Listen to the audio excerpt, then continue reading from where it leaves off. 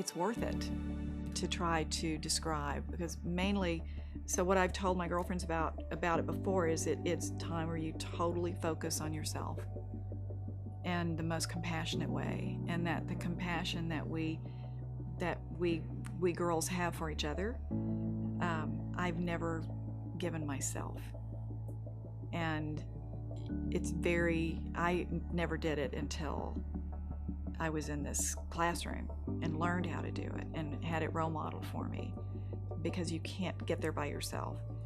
And we're all trying to, I'm 62 years old, and I teach young people about self-confidence and leadership skills. It's that elusive thing, confidence.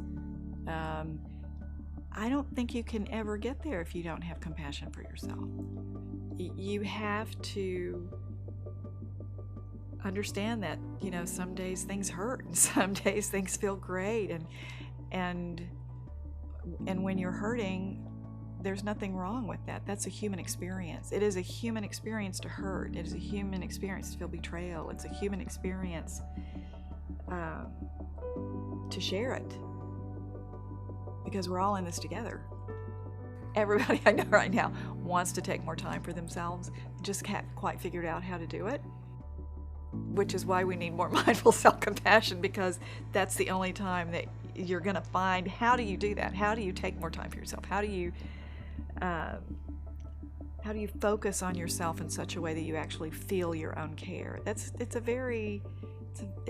not something that the culture has ever taught us to do, but it's healing, and not just for me, but for everybody that I love.